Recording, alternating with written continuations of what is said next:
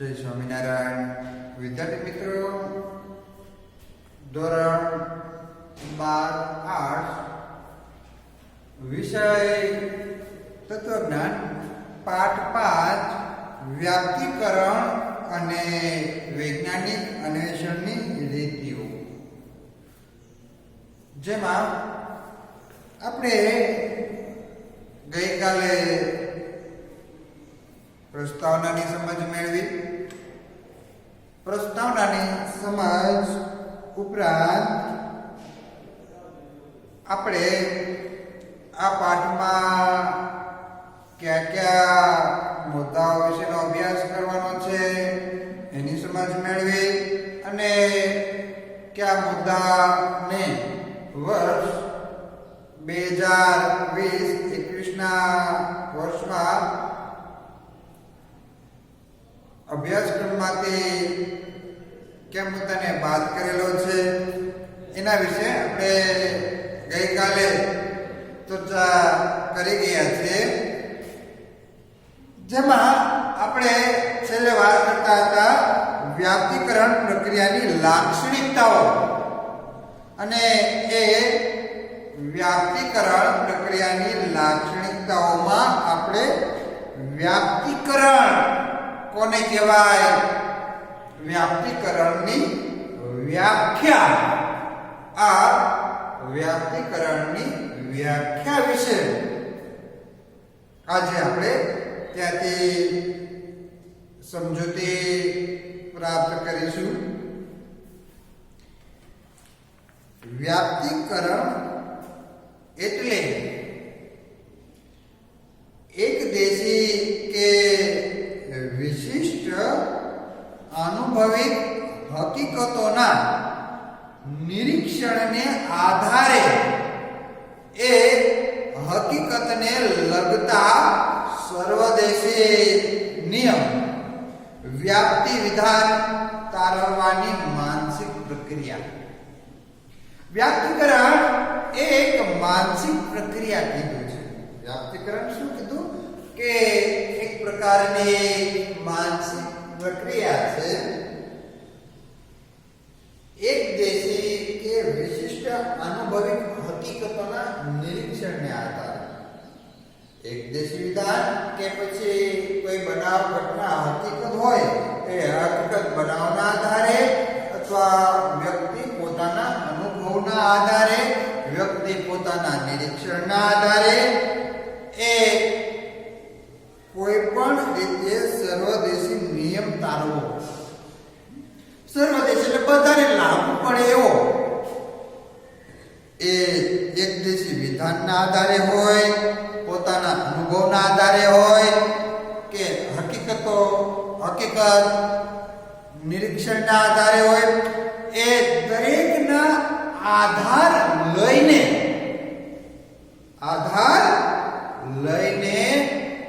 સર્વદેશી નિયમ તારવવાની માનસિક પ્રક્રિયા છે. સર્વદેશી નિયમ તારવવાની માનસિક પ્રક્રિયા. હવે તર્કશાસ્ત્ર છે એ તર્ક ક્રિયા કરે છે.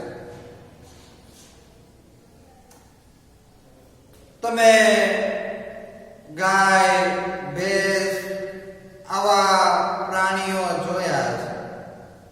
તો ગાય છે તો ગાયને શીંગડા હોય છે અને પૂંછડું હોય છે.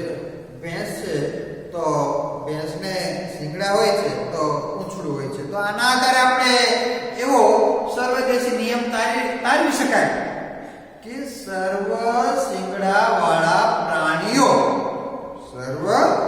પૂંછડા વાળા પ્રાણીઓ હોય છે. તો આ આપણે સર્વદેશી નિયમ તારવ્યો કહેવાય. એક દેશી નિયમના આધારે કે એક દેશી અવલોકનના આધારે આપણે ગાય ભેંસ જોયા, પણ આ દુનિયાના તમામ પ્રાણીઓને આપણે જોયા નથી, કે જંગલમાં રહેતા તમામ પ્રાણીઓને આપણે જોયા નથી, પણ તેમ છતાં આપણે એ ગાય ભેંસના શીંગડા જોયા, પૂંછડા જોયા, તો એના આધારે આપણે સર્વદેશી અનુમાન તારવી શકાય છે કે સર્વ શીંગડા વાળા પ્રાણીઓ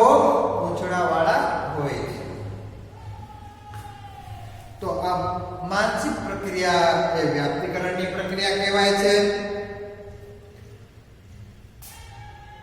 હવે જેમ્સ મિલના તર્કશાસ્ત્રીય વ્યાપ્તિકરણ પ્રક્રિયાની લાક્ષણિકતામાં નીચેના 3 મુદ્દાઓનો સમાવેશ થાય છે. પહેલો છે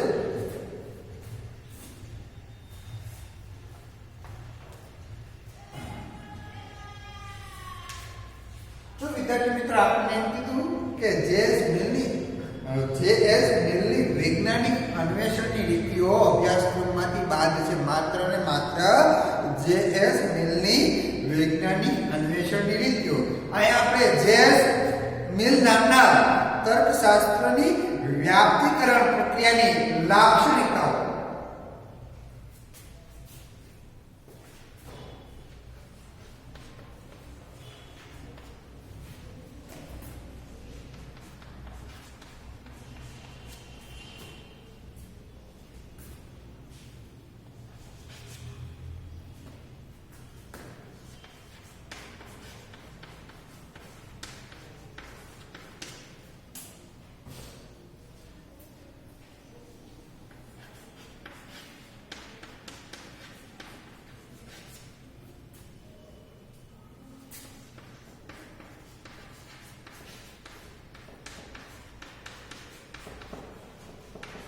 જેએસ મિલની વ્યાપ્તિકરણ પ્રક્રિયાની લાક્ષણિકતાઓ, જેમાં આપણે પહેલી લાક્ષણિકતાની વાત કરીએ, વાસ્તવિક હકીકતોનું નિરીક્ષણ.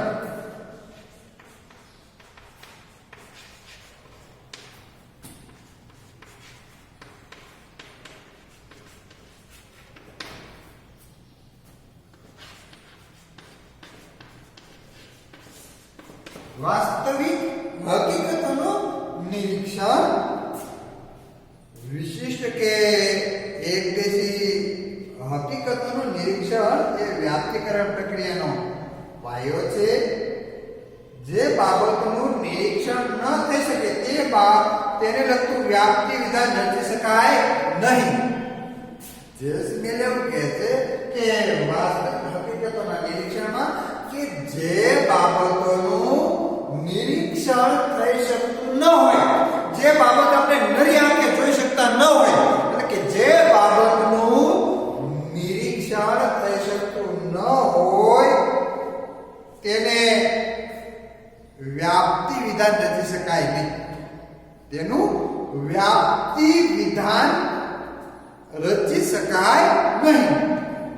એક્ઝામ્પલ આપણે આપેલું છે કે દાખલા તરીકે જોઈએ, સર્વ દેવો દયાળુ છે. સર્વ દેવો દયાળુ છે એ સર્વદેશી વિધાન વ્યાપ્તિ વિધાન નથી. આ કેવું વિધાન છે? સર્વદેશી વિધાન. પણ આ વિધાન વ્યાપ્તિ વિધાન નથી. હવે શા માટે વ્યાપ્તિ વિધાન નથી એનું કારણ આપણને આપે છે. સર્વ દેવો દયાળુ છે એ સર્વદેશી વિધાન વ્યાપ્તિ વિધાન નથી. કારણ કે કોઈ દેવના દયાળુ હોવા કે વાસ્તવિક દ્રષ્ટાંત ને સ્થૂળ ઇન્દ્રિયો દ્વારા પ્રાપ્ત થતું નથી. કે કોઈ દેવ દ્વારા દયાળુ હોય એવું વાસ્તવિક દ્રષ્ટાંત પણ જોવા મળતું નથી અને સ્થૂળ ઇન્દ્રિયો દ્વારા પ્રાપ્ત થતું નથી. કે દેવો દયાળુ છે એ કોઈ વાસ્તવિક ઇન્દ્રિયો દ્વારા આ જ્ઞાન પ્રાપ્ત થતું નથી. એટલા માટે આ વ્યાપ્તિ વિધાન આનું રચી શકાય નહીં. જે બાબતોનું નિરીક્ષણ થઈ શકે નહીં એ બાબતોનું વ્યાપ્તિ વિધાનની રચના થઈ શકે નહીં.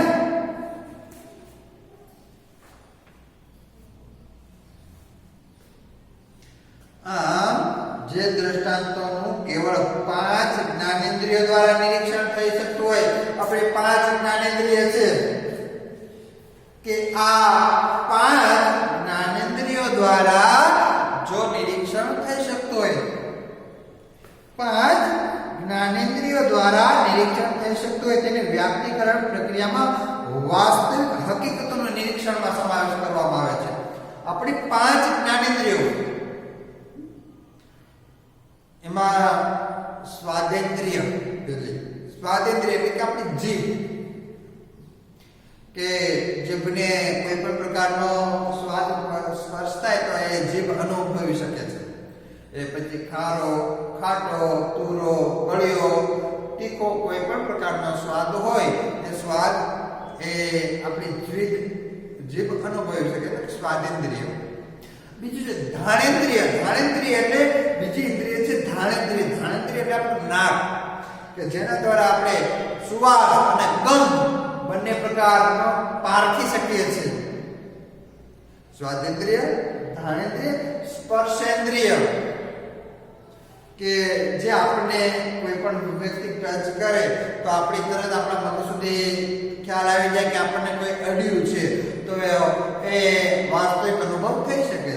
તો એ આપણી સ્પર્શેન્દ્રિય. બીજું નેત્રેન્દ્રિય, આપણી આંખો કે આ આંખોને આપણે આ દુનિયાને જોઈ શકીએ છીએ. ખાલી માત્ર કલ્પના કરો કે જો આપણે બ્લાઇન્ડ હોઈએ તો આપણી શું હાલત થાય.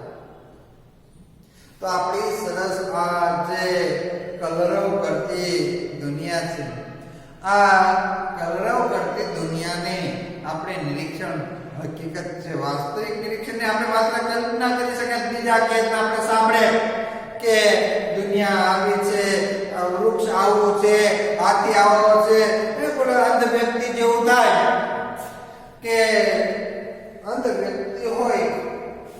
આ અંધ વ્યક્તિ હાથીને તો જોયો નથી એટલે બીજા કે અથવા તો એને જો એ અંધ વ્યક્તિના હાથમાં હાથીની પૂંછડી હોય તો એવું કલ્પના કરે કે હાથી દોરડા જેવો છે, દોરડો કેવો હોય એવો. એટલે એવી આપણી એટલે કે નેત્રેન્દ્રિય. અને છેલ્લી છે આપણે જે સાંભળી શકીએ છીએ કાન દ્વારા, કર્ણેન્દ્રિય કે જે આપણે બીજા અવાજો કે તો આ 5 ઇન્દ્રિયો છે. શ્રવણેન્દ્રિય, શ્રવણ કે જેના દ્વારા આપણે શ્રવણ કરીએ છીએ એ શ્રવણ ઇન્દ્રિય એટલે કે શ્રવણેન્દ્રિય. આ 5 ઇન્દ્રિયો દ્વારા જે બાબતો આ 5 ઇન્દ્રિયો દ્વારા જ આપણને હકીકત પ્રાપ્ત થાય છે. આ 5 ઇન્દ્રિયો દ્વારા આપણને હકીકત પ્રાપ્ત થાય છે.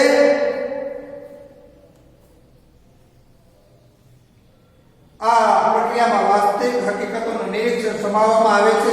અર્થાત વ્યાપ્તિકરણની પ્રક્રિયાનો પ્રારંભ એટલે કે વ્યાપ્તિકરણ પ્રક્રિયાની શરૂઆત, પ્રારંભ વાસ્તવિક અને એવી એકદેશી હકીકતોના નિરીક્ષણના આધારે થઈ શકે છે. 2 કેટલીક જ હકીકતોનું નિરીક્ષણ.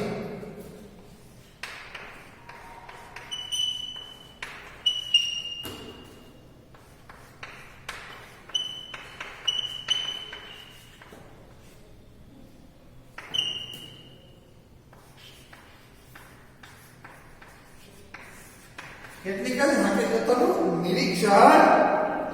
વ્યાપ્તિકરણની પ્રક્રિયામાં આપણે કેટલીક હકીકતોના નિરીક્ષણ પરથી સર્વ હકીકતોને લગતું અનુમાન કરીએ છીએ કે કેટલીક હકીકતો આપણે જોઈ હોય, કેટલીક હકીકતોનું આપણે નિરીક્ષણ કર્યું હોય. આ કેટલીક હકીકતોના નિરીક્ષણના આધારે આપણે સર્વને લાગુ પડતું અનુમાન કરીએ છીએ. જો નિરીક્ષણ સર્વ હકીકતોને લગતું હોય તો અનુમાન કરવાની જરૂર જ ન પડે.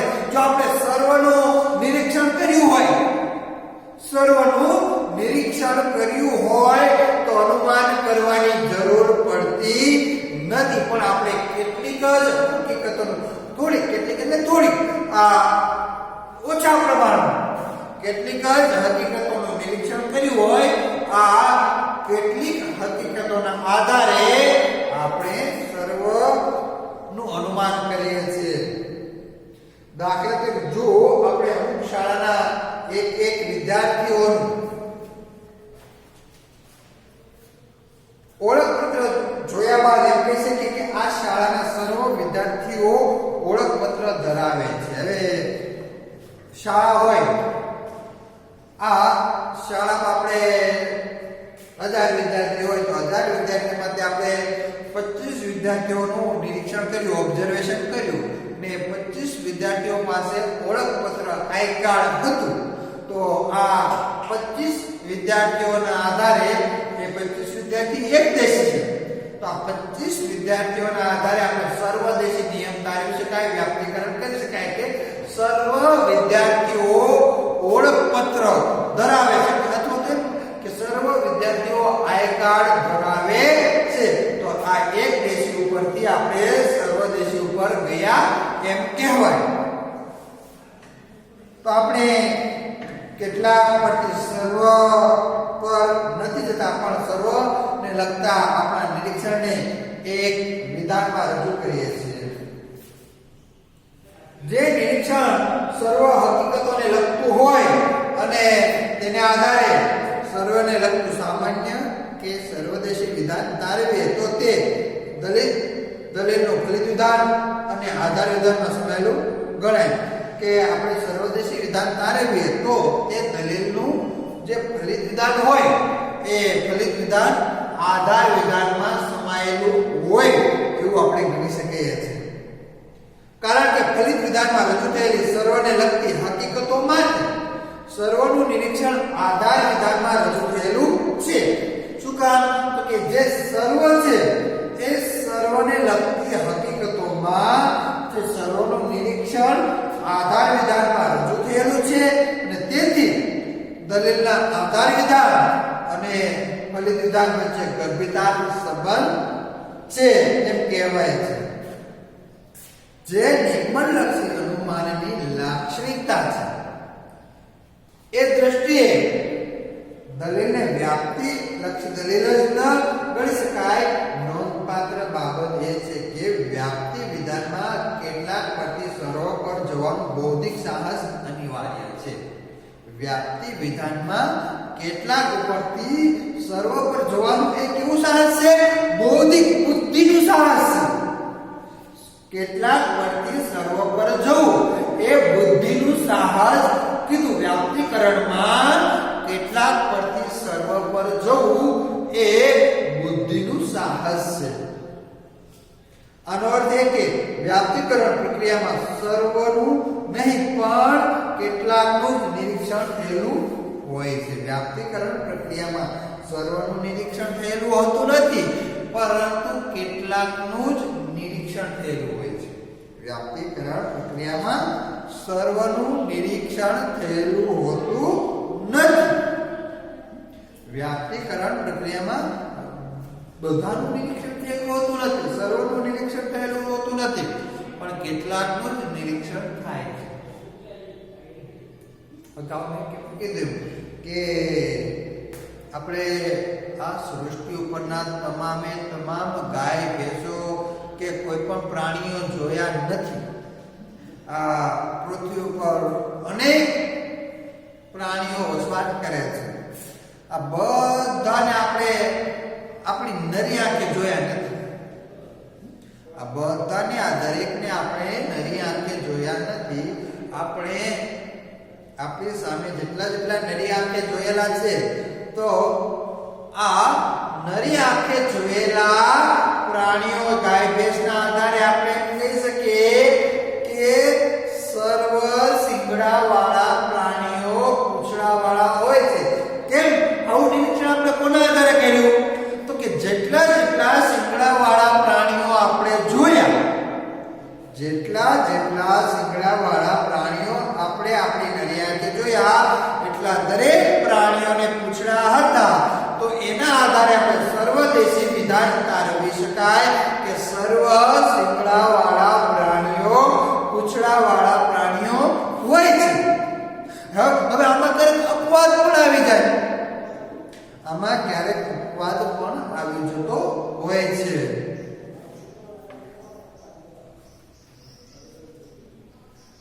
હવે ત્રીજું છે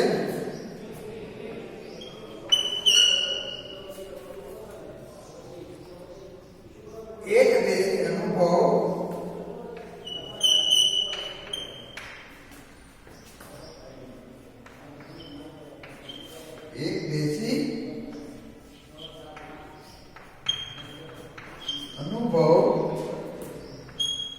કે નિરીક્ષણનું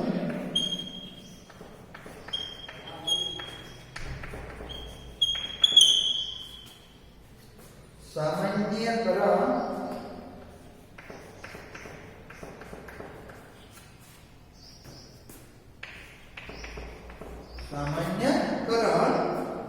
કે સર્વદેશી કથન કે સર્વદેશી કથન. હવે ત્રીજું છે કે વ્યાપ્તિકરણ પ્રક્રિયાની લાક્ષણિકતા. જેસમિનની વ્યાપ્તિકરણ પ્રક્રિયાની લાક્ષણિકતામાં પહેલી લાક્ષણિકતા હતી વાસ્તવિક હકીકતોનું નિરીક્ષણ. બીજી જેસમિનની વ્યાપ્તિકરણની લાક્ષણિકતા હતી કેટલીક જ હકીકતોનું નિરીક્ષણ. એટલે બધી હકીકતોનું આપણે નિરીક્ષણ કરેલું હોતું નથી. બધી હકીકતોની જગ્યાએ આપણે કેટલીક હકીકતોનું નિરીક્ષણ કરેલું હોય છે.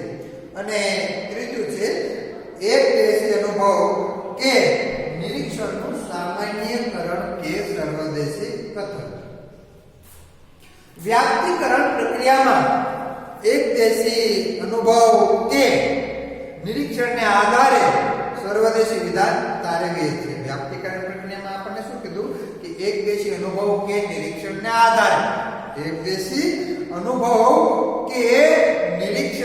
આધારે આપણે સર્વદેશી વિધાન તારવીએ છીએ. એક દેશી વિધાનના આધારે આપણે સર્વદેશી વિધાન તારવીએ છીએ. આ સામાન્યકરણ પ્રક્રિયા. જો આવું સામાન્યકરણ ન થાય તો આપણે વ્યાપ્તિકરણ કર્યું ગણાય નહીં. જો આપણે આવું સામાન્યકરણ ન કરીએ તો વ્યાપ્તિકરણ થયું એવું આપણે કહી શકતા નથી. દાખલા તરીકે જો આપણે કલાપી, ઉમાશંકર, સ્નેહ, રશ્મિ અને સુંદરમ એ ચાર કવિઓનું નિરીક્ષણ કરીને સામાન્યકરણ કરવાને બદલે એમ કહીએ કે કેટલાક કવિઓ લાગણીશીલ છે તો આપણે વ્યાપ્તિ વિધાનની રચના કરી ગણાય નહીં. કે કલાપી, ઉમાશંકર, સ્નેહ, રશ્મિ અને સુંદરમ આ ચાર કવિઓનું નિરીક્ષણ આપણે કર્યું. હવે નિરીક્ષણ કરીને સામાન્યકરણ કરવાના બદલે આપણે સામાન્યકરણ ન કરીએ અને એમ કે કેટલાક કવિઓ લાગણીશીલ છે તો આ આપણે વ્યાપ્તિ વિધાનની રચના કરી ગણાય નહીં. આ તો કેવળ આપણા મર્યાદિત અનુભવ કે નિરીક્ષણનું કથન માત્ર છે. આ તો આપણા મર્યાદિત અનુભવનું માત્ર નિરીક્ષણ કે કથન છે. એને વ્યાપ્તિકરણ કહી શકાય નહીં. અર્થાત એક દેશી હકીકતોના નિરીક્ષણના આધારે આપણે એક દેશી વિધાન તારવીએ છીએ. પરંતુ નોંધપાત્ર મુદ્દો એ છે કે તાર્કિક કૂદકો કે બૌદ્ધિક સાહસ એ વ્યાપ્તિકરણ પ્રક્રિયાની અનિવાર્ય આવશ્યકતા છે. તાર્કિક કૂદકો કે બૌદ્ધિક સાહસ. તાર્કિક કૂદકો કે બૌદ્ધિક સાહસ એ વ્યાપ્તિકરણ પ્રક્રિયાની અનિવાર્ય આવશ્યકતા છે. અનિવાર્ય એટલે કે ફરજિયાત જરૂરિયાત છે. તાર્કિક કૂદકો હોય કે બૌદ્ધિક સાહસ આ વ્યાપ્તિકરણ પ્રક્રિયાની અનિવાર્ય આવશ્યકતા જરૂરિયાત છે. જો આપણે આ નિરીક્ષણની મર્યાદા વટાવીને એટલે કે અમુક જ કવિઓના નિરીક્ષણના આધારે એમ કહીએ કે સર્વ કવિઓ લાગણીશીલ છે તો આપણે વ્યાપ્તિ વિધાન રજૂ કર્યું ગણાય. સર્વ મર્યાદા વટાવીને આપણે એવું વિધાન કરીએ નિરીક્ષણના આધારે કે સર્વ કવિઓ લાગણીશીલ છે તો જ આપણે વ્યાપ્તિ વિધાન રજૂ કર્યું ગણાય. અર્થાત એક દેશી વિધાનો કે એક દેશી હકીકતોના મર્યાદિત નિરીક્ષણને આધારે સર્વદેશી નિયમની રજૂઆત અથવા એક દેશી અનુભવનું સામાન્યકરણ એ વ્યાપ્તિકરણની પ્રક્રિયાનું મૂળભૂત લાક્ષણિકતા છે. તો વિદ્યાર્થી મિત્રો અહીં સુધી આપણે અભ્યાસનો રાખીએ છીએ. હવે મનોયુક્તનો 5.1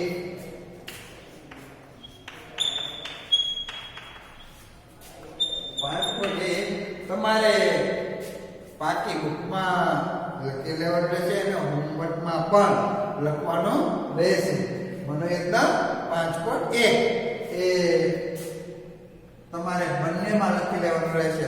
હોમવર્કમાં પણ છે અને તમારી ફેમિલી ફેરબુકમાં પણ ફરજિયાત લખવાનો રહેશે. તો આજે આપણે અભ્યાસ કર્યો એમાં વ્યાપ્તિકરણ પ્રક્રિયાની લાક્ષણિકતાઓ, વ્યાપ્તિકરણ પ્રક્રિયાની લાક્ષણિકતા ઉપરાંત વ્યાપ્તિકરણની વ્યાખ્યા, જેસની વ્યાપ્તિકરણની લાક્ષણિકતાઓ જેમાં વાસ્તવિક હકીકતોનું નિરીક્ષણ, કેટલીક હકીકતોનું નિરીક્ષણ અને એકદેશી અનુભવ કે નિરીક્ષણનું સામાન્યકરણ કે સર્વદેશી કથન એનો અભ્યાસ કર્યો. હવે પછીના લેક્ચરમાં આપણે મળીશું ત્યારે વ્યાપ્તિકરણ પ્રક્રિયાની તાત્વિક આધારોનો અભ્યાસ કરીશું. ત્યાં સુધી સૌ વિદ્યાર્થી મિત્રોને જય સ્વામિનારાયણ.